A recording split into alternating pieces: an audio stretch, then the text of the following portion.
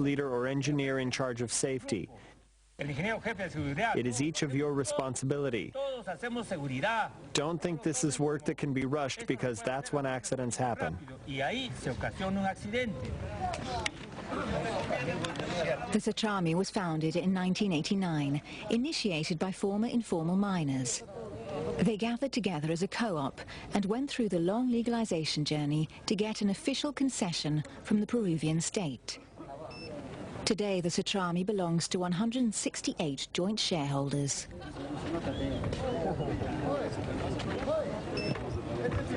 Peru is the world's 5th producer of gold, counting 180 tons in 2009. The Santa Filomena mine, with its 115 annual kilograms, is a small player, but they've got something here that the other miners in the world don't always have: pride.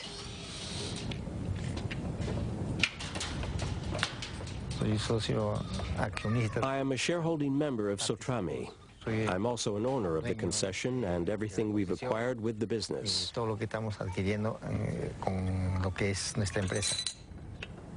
Luis runs the mine's engine. He's no longer a young man, so he doesn't go down to its depths, but his role is essential. It's the heart of the mine. I'm going to start it now. It's going to make a lot of noise. Move back.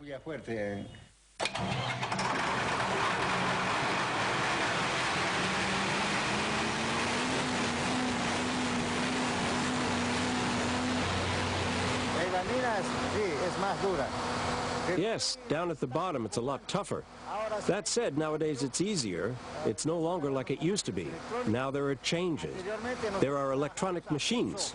Before we had to work with our own hands, with a sledgehammer and a drill, and we carried everything on our backs. It's still very tough. There's a hazardous 30-minute descent on foot to get further than 800 meters below the ground, and there are very few machines. Look, this is the seam we extract from. It's where the gold is.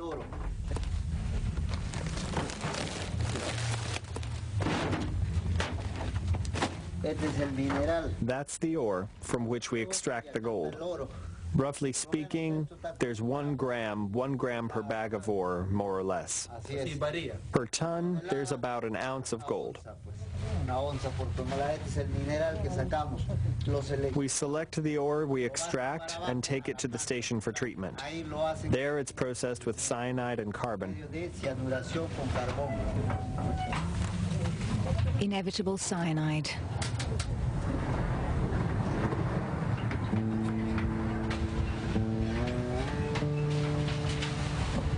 Once the ore is extracted, it is crushed, finely ground, and like in Tocotindung, dissolved in cyanide. The resulting matter, activated carbon particles for gold recovery, is sent to a gold smelter in Lima, which extracts the gold and resells it, depending on the price of gold. $1,400 an ounce at the moment, of which about $1,000 go back to the Satrami.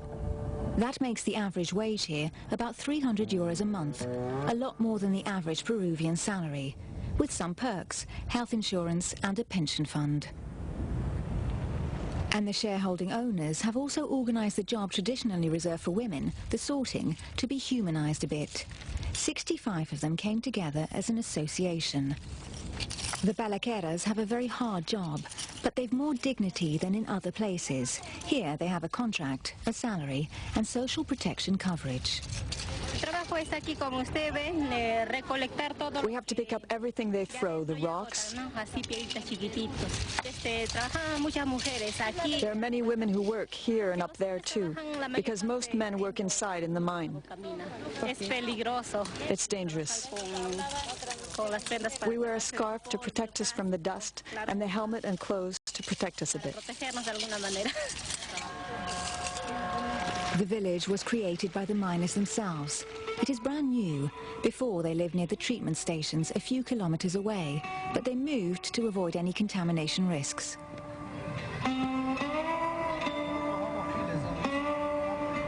Today, 3,000 people live in Santa Filomena. They are all dependent on the Satrami, of course. It is responsible for the playground, the garbage collection, the installation of electricity, and the organization of shuttles with cities in the valley.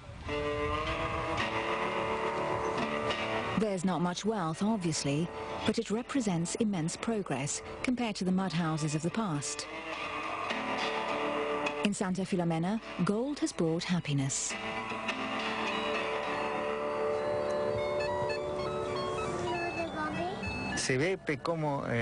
We see that there's a great demand for gold. People acquire a lot of gold. That's why the price is rising.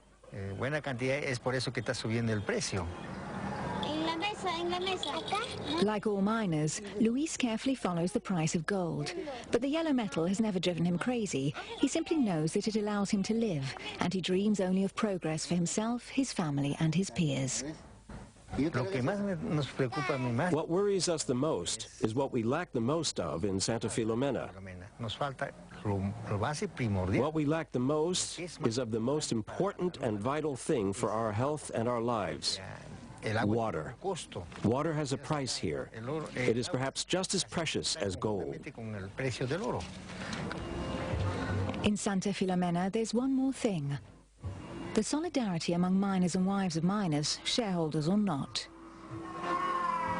With the money of some and the loans of others, Isa Torrisla was able to set up a small boarding home, and her husband is able to have a peaceful retirement.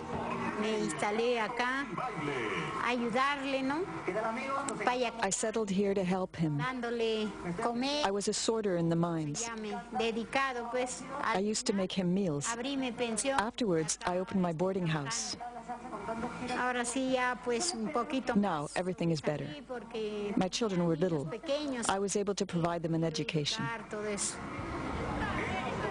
In Santa Filomena, Isa's children aren't the only ones to attend school. Here, school is mandatory for everyone. And Julio Cesar Melgar doesn't take discipline lightly. He knows that this small village is experiencing a true miracle. Since 2004, not one single child has worked in or around the mine. The ore that is mined by the fathers is sufficient to respond to the needs of the families, so the children don't have to work. They earn a good living. It is quality gold. There is enough of it. That's why the company doesn't want the children to work, so that the gold can be fair trade, so that it can be worth more far away. The Santa Filomena project is supported by the International Labour Organization. The Sutrami is also counselled by several NGOs to come up with solutions for issues that still arise, particularly those concerning the storage of cyanide or mercury tailings. Here, they listen to a new concept coming from very far away, from Europe: fair trade gold. A promising new market is emerging. Jewelers have become aware that it's better to buy gold that is socially clean and a bit more ecological, even if it means buying and selling it for a higher price to more responsible clients. When the Fair Trade Gold label is worked out, the gold of Santa Filomena, clearly identified, will certainly be worth a few more dollars.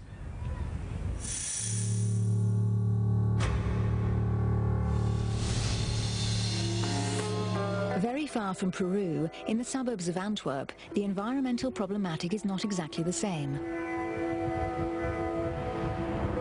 We're at the Umicore plant. Here too, gold is made. But it's recycled gold. It already accounts for nearly 40% of the global supply. For gold can be infinitely recycled. We can remelt any old piece of jewellery without losing a milligram of gold, and also industrial waste. At Umicore, the debris arrives in hundreds of tons. When it comes to gold, to us it's a starting point for everything. Electronic rubble that comes from dismantling computers and other electronic material. Printed cards, as you can see here, whether crushed or not, can contain from 30 to 400 grams of gold per ton of matter. 1 kilogram of gold accounts for the gold content of roughly 50,000 cell phones. Here there are a few cards, over there a few connectors that contain gold. We look at the individual components that contain precious metals.